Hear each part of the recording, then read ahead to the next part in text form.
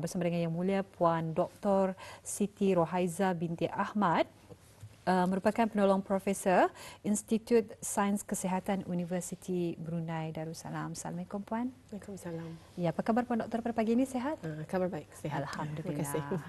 Ya, dan di sebelah Puan Dr. Siti Rohaiza merupakan pegawai perubatan unit pencegahan penyakit tidak berjangkit Kementerian Kesihatan, iaitu Yang Mulia Tuan Pengiran Dr. Muhammad Khairul Hazman bin Pengiran Datuk Paduka Haji Osman. Assalamualaikum Pengiran.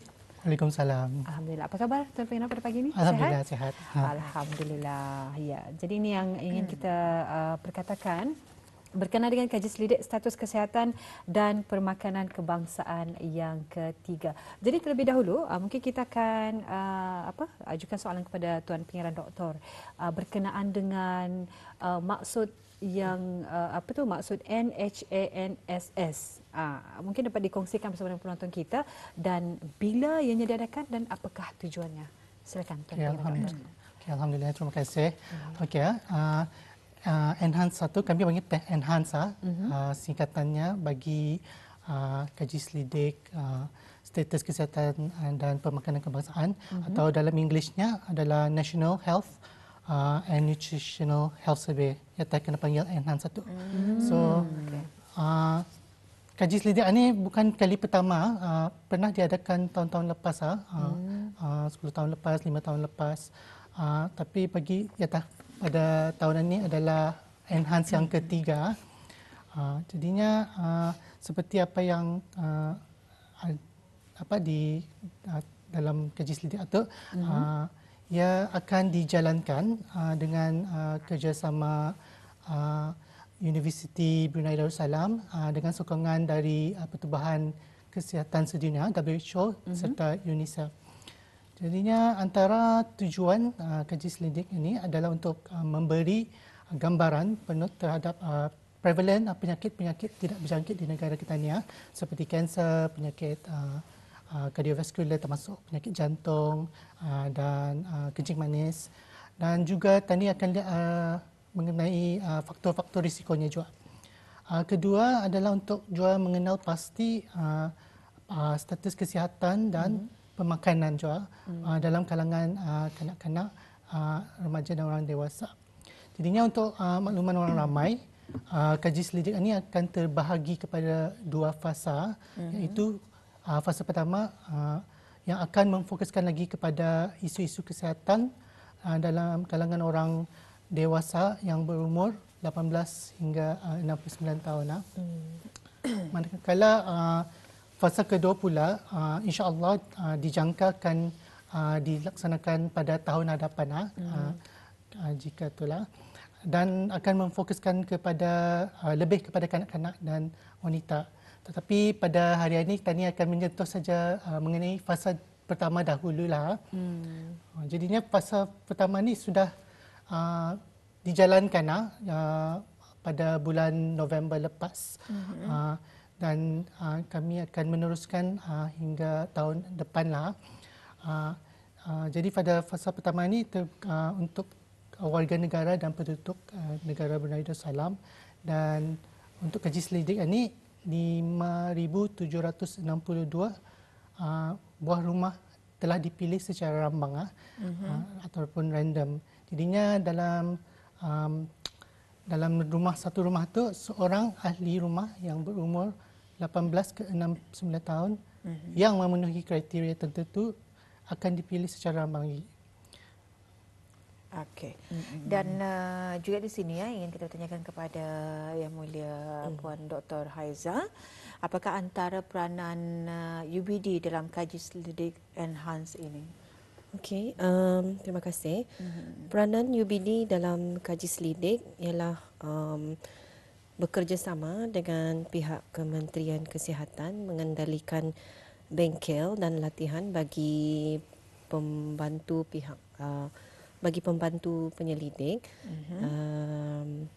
dan sama-sama memastikan kelancaran kaji selidik itu. Kami juga terlibat dalam pemilihan, iaitu dalam kata lain interview para pembantu penyelidik yang selayaknya untuk menjalankan kaji selidik tersebut. Dan di sini juga ingin menambah, pihak UBD juga akan membantu sedikit sebanyak dalam selepas selesainya data collection. Pihak UBD juga akan membantu data analisis kajian tersebut. Ya, Alhamdulillah. Jadi itulah ya, kaji selidik ini insya-Allah ia dibahagikan kepada 2 fasa, yang mana insya-Allah fasa pertama akan dilaksanakan ya dilaksanakan pada November 2022 sehingga Januari 2023. Beralih kepada Yang Mulia Tuan Pengarah Doktor ya. Mungkin Pengarah Doktor boleh menerangkan lagi dengan lebih lanjut tentang proses atau apa yang boleh dijangka oleh ahli rumah yang terpilih semasa kunjungan kajian tersebut. Okey, terima kasih ya. Okey, pertama ini merujuk kepada fasa pertamanya, kaji selidik fasa pertama dalam kalangan orang dewasa 18 ke 69 tahun lah. Jadinya pertama, rumah-rumah ni memang sudah terpilihnya secara rambang, sudah sebelum mereka keluar undang sudah dipilih 5,762.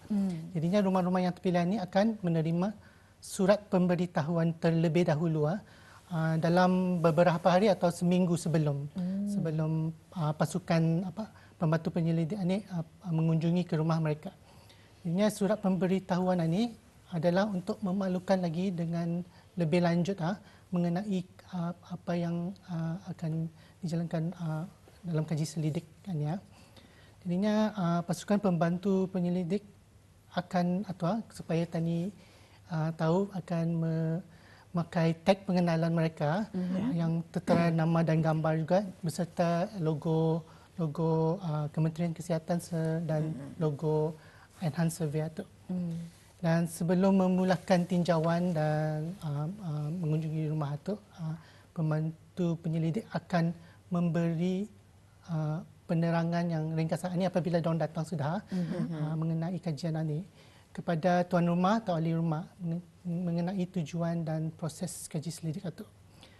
Diorang akan menunjukkan juga diorang punya surat lantikan supaya lebih diorang formal dan ada surat kebenaran juga yang dikeluarkan oleh Kementerian Kesihatan. Jadinya orang rumah kan sudah dibagi surat pemberitahuan atau diorang maklum tentu so diorang akan bersedialah kalau diorang mau menerima atau tidak. Jadinya kalau diorang bersetuju untuk menyertai kaji selidik tersebut, pembantu penyelidik akan meminta list orang yang 18 ke 69 tahun dalam rumah itu. Jadinya pemilihan akan dibuat lagi seorang saja dalam ahli rumah tangga itu secara rambang menggunakan tablet. Dan siapa yang terpilih tu, yang seorang terpilih tu akan diberikan lagi borang maklumat serta borang persetujuan jika mereka bersetuju untuk menyertai kaji selidik ini. Jadinya mengenai proses yang proses kaji selidik itu terdapat secara ringkasnya 3 bahagian. Itu pertama adalah temu bual secara bersemuka, kedua adalah pemeriksaan fizikal seperti mengambil tekanan darah, berat badan, ketinggian dan lilit pinggang Dan yang ketiga adalah ujian biokimia, iaitu mengambil contoh darah dan air kencing. Jadinya setelah ini akan ditahu juga yang bahagian pertama dan kedua tu dilakukan pada hari pertama. Dan yang ujian biokimia akan dibuat pada hari yang lain menerusi perjanjian. Mereka akan membuat perjanjian dengan peserta. Ini disebabkan kerana terpaksa mengambil sampel air kencing kan, dan juga ujian darah hendaklah berpuasa selama 12 jam sekurang-kurangnya. Jadinya keseluruhan proses kajian ini akan mengambil kira-kira 1 jam macam itu. Ya, alhamdulillah. Jadi untuk bagi ujian ketiga iaitu biokimia ni adakah daripada pihak berkenan datang ke rumah atau macam mana ataupun Okey, ada pasukan yang sama yang membuat penjajian atau sudahan. Mereka akan datang ke rumah. Ini berbeza dengan yang kaji selidik yang lepas di mana mereka terpaksa ke klinik untuk mengambil darah. Tetapi ini menggunakan alat ada device-nya lah mengambil darah melalui fingerprint ni orang finger prick, mengambil sedikit saja darah dan membolehkan juga yang dorang membagi sampel air kencing juga pada masa itu juga. Okey. Itu di antaranya ya. Dan ingin kita tanyakan kepada Puan Dr. Haiza, apakah jenis-jenis soalan yang akan ditanyakan dalam kaji selidik fasa pertama? Okey, terima kasih. So, antara soalan-soalan yang ada dalam temudega itu termasuk penggunaan tembakau dan rokok elektronik, tabiat permakanan termasuk pengambilan garam, pengambilan buah-buahan dan sayur-sayuran, pengambilan alkohol, aktiviti fizikal dan gaya hidup tidak aktif. Soalan-soalan yang berkaitan dengan penyakit kardiovaskular seperti sejarah dan rawatan tekanan darah tinggi, diabetes, kolesterol tinggi, penyakit jantung, saringan kesihatan dan juga saringan kesihatan mental. Ya, alhamdulillah. Jadi untuk fasa pertama ini, adakah penyertaan dalam kaji selidik ini diwajibkan ni, Puan Doktor? Ya, seperti mana kaji selidik yang lain, penyertaan adalah sebenarnya secara sukarela. Apabila pembantu penyelidik datang ke rumah, semua peserta akan diberi penerangan mengenai prosedur kajian ini. Dan kemudian diberikan sekeping maklumat terperinci mengenai kajian ini dan diminta menandatangani borang persetujuan. Jika sekiranya peserta mempunyai sebarang soalan, mereka adalah digalakkan untuk meminta penerangan lanjut dari ahli pembantu penyelidik pada ketika itu juga. Akan tetapi kami sangat menggalakkan dan menghargai penyertaan bagi mereka yang terpilih supaya kami boleh mendapat gambaran sebenar status kesihatan dan permakanan rakyat dan penduduk tetap di negara Brunei Darussalam. Kerana maklumat yang cukup boleh membantu pihak kerajaan untuk membuat sebarang perancangan dan menjalankan sebarang-sebarang usaha yang bersesuaian bagi pencegahan penyakit-penyakit yang tidak berjangkit. Alhamdulillah ya. Dan juga di sini ya, mungkin Tuan Pengarah Dr. Khairul ya boleh menjelaskan adakah peserta akan mengetahui keputusan ujian mereka dengan segera seperti ujian darah dan juga air kencing tersebut. Okey, terima kasih. Jadinya ada dua tu ujian darah tadi akan mengetahui di sana pasal menggunakan seperti yang saya terangkan tadi menggunakan alat device atau jadinya ia akan pembantu penyelidik akan memberi maklum balas melalui secara lisan dan kalau bagi macam kalau keputusan air kencing dah dapat pada masa itu kerana terpaksa mengantar contoh air kencing itu ke makmal dahulu ya untuk menilai sodium dan kreatinin jadinya jika kalau terdapat macam keputusan yang di luar normal atau abnormal ada seperti macam tekanan darah tinggi itu macam tinggi lah, yang kita dapat tinggi atau tahap glukosnya tinggi juga. Para peserta akan diberikan borang rujukan dan kemudian akan dirujuk ke klinik sebagai non-urgent. Kalau yang normal itu akan juga diberikan borang maklum balas juga lah supaya diorang mengetahui diorang punya keputusan itu. Okey. Ya, alhamdulillah. Jadi kita ingin bertanya juga ni, ada sedikit soalan tambahan lah berkenaan dengan kaji selidik ini. Jadi bagi mereka yang terpilih, ini macam mana? Mereka ni dipilih berdasarkan dari bagaimana ni? Adakah mereka sendiri yang memohon ataupun secara rambang dipilih? Macam mana tu? Okey. Untuk clarify saja lagi, untuk jelaskan lagi. Ianya tadi punya kaji selidik ini kalau dalam samplingnya di kalangan atau penduduk tetap dan warga negara dan dipilih secara rambang, ada prosesnya secara rambang. Dan di sana Tani dapat 5,762 orang atau di keseluruhan Brunei ada caranya lah, ada metodnya untuk memilih. Tapi ya secara rambang lah. Ya, alhamdulillah ya. Jadi itu dia penerangan sedikit sebanyak mengenai dengan kaji selidik status kesihatan dan permakanan kebangsaan yang ketiga. Jadi ini merupakan baru saja fasa pertama yang dilaksanakan ya, seawal bulan November sehingga Januari 2023. Jadi untuk saranan, barangkali kita mulakan daripada Yang Mulia Tuan Pengarah Doktor berkenaan dengan kaji selidik status kesihatan dan kebangsaan ini. Jadinya kami meminta kerjasama mereka yang terpilih kerana ini akan membantu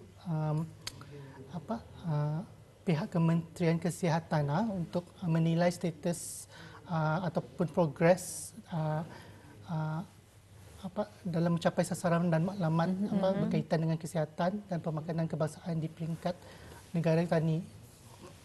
Dan juga Tani memerlukan kadar respons yang tinggi untuk dan mencapai sasarannya lah supaya data yang diperoleh itu lebih tepat dan bermakna lah untuk digunakan. Ya, alhamdulillah ya. Jadi kalau Puan Dr. Haiza sendiri Rohaiza makan saya, antara saranan yang topik yang kita bincangkan pada hari ini, kaji selidik status kesihatan dan juga pemakanan kebangsaan yang ketiga ini.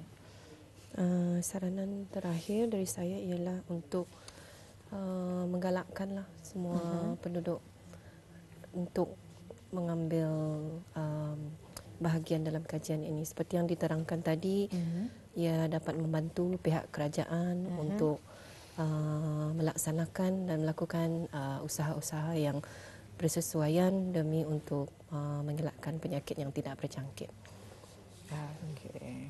Ya, alhamdulillah ya. Itu dia sedikit sebanyak penerangan berkenaan dengan kaji selidik status kesihatan dan permakanan kebangsaan yang ketiga. Sebenarnya kita ada lebih kurang 1 minit saja lagi. Mungkin boleh lagi ya, Tuan Pengarah Doktor ya. Mungkin dapat menerangkan sedikit saja berkenaan dengan fasa kedua ni, Tuan Pengarah. Okey, fasa kedua ni ia akan menyentuh lagi, memfokuskan kepada seperti yang fasa pertama akan fokuskan kepada kanak-kanak di bawah umur 5 tahun, kanak-kanak di antara 5 ke 17 tahun serta wanita dan ibu lah. Dan akan memfokuskan kepada perkembangan awal kanak-kanak, penyusuan susu ibu, pengambilan makanan kanak-kanak, dan bagi orang dewasa adalah merangkumi kesihatan ibu termasuk kemurungan selepas bersalin dan fungsi dewasa. Jadinya mengumpul data ini semasa fasa 2 adalah penting untuk memahami lagi dengan lebih baik tentang kesihatan dalam golongan ini. Alhamdulillah. Bapak kita ucapkan terima kasih ya kepada Puan Dr. Siti Rohaiza binti Ahmad, merupakan penolong Profesor Institut Sains Kesihatan ya, Universiti Brunei Darussalam, dan juga Yang Mulia Tuan Pengiran Dr. Muhammad Khairul Azman bin Pengiran Datuk Paduka Haji Othman, merupakan Pegawai Perubatan Unit Pencegahan Penyakit Tidak Berjangkit Kementerian Kesihatan. Apapun kita ucapkan terima kasih sekali lagi dan kita mendoakan mudah-mudahan kaji selidik ini akan berjalan dengan lancar ya. Ya, insya-Allah kita berjumpa lagi. Assalamualaikum. Waalaikumsalam.